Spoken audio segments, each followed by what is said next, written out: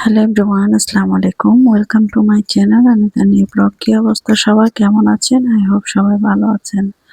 তো দুপুর থেকে আজকে ভিডিওটা ওপেন করলাম, যেহেতু সকালে অনেক তাড়াহুড়া থাকে, দৌড়ার মধ্যেই থাকা হয় আর কি। ওরা যেহেতু মাদ্রাসায় চলে যায়, সবাই তাড়াহুড়া করে নাস্তা পানি করে চলে যাওয়া হয়, ওই জন্য ভিডিও করা হয় না আর কি। তো দুপুর থেকে কি রান্না করব ওইটা থেকে শুরু করলাম।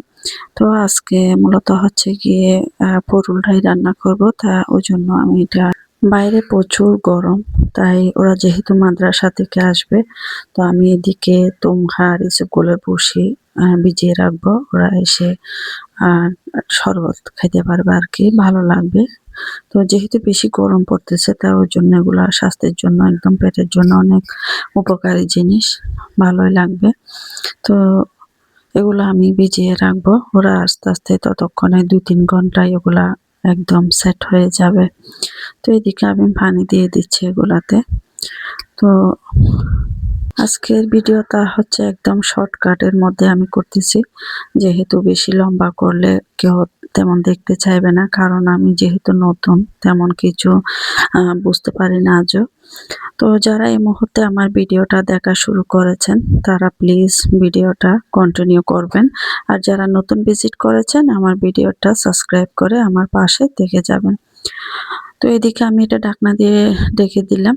তো এদিকে সামনের দিকেও একটু আসলাম। আবার সামনের রুমে আসলে বাইরের ভিউটা অনেক ভালো লাগে। আসলে একা একা বাসায় একদম ভালো লাগতেছে না। তো ওই জন্য বাইরে একটু দেখতেছি আর কি। তো এদিকে আমাদের সামনের ভিউ এটা রেল বিট আসলে। তো এটা দেখলে অনেক ভালো লাগে। মাঝে মধ্যে এটা সবসময় প্রতিনিয়ত ট্রেনটা যাওয়া হয়, ভিডিও করা হয় না। তো ট্রেনটা যখন দেখা হয় তখন অনেক ভালো লাগে। আসলে প্রথম যখন আমরা বাসাতে আসছি, তখন ট্রেনটা দেখার জন্য অনেক আমরা সবাই দৌড়াদৌড়ি করতাম। এখন দেখতে দেখতে তেমন আর ভালো লাগে না। এমনি দেখতে ভালো লাগে, বাট এত তাড়াহুড়া করি না আরকি। এগুলো আমার মেয়েরা করছে, অনেক দেখতে ভালো লাগতেছে। তো একটু দেখি, ভিডিও করি। তো এটা গিয়ে এবার কাগজ দিয়ে করছে আরকি। তো এদিকে আমার বিছানাটাও একটু ঝাড়ু দিয়ে দিলাম। তো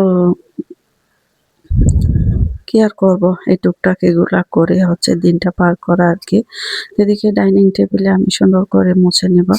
যেহেতু দুপুরের খাওয়াটা আমি এখানে সার্ভ করি, এখানে আমরা খাওয়া-দাওয়া করি, সবসময় মুছে ফেলতে হয়, পরিষ্কার করতে হয়। রেক্সিনের মধ্যে অনেক ময়লা পড়ে, খাওয়া-দাওয়া করা হয় যেগুলা পড়ে আরকি। তো যেহেতু রেক্সিনটা একদম এরকম, তাও এরকম লাভ ইউজ করার জন্য এভাবে সবসময় রেক্সিনটা রাখলে আমার ভালো লাগে। সবসময় মুছলে পরিষ্কার হয়ে যায়। তো মেহমান আসলে একটু অন্যরকম একটু ডিজাইন করে আরকি। তো এই যে আমার পুরো রান্নাটা হয়ে গেছে।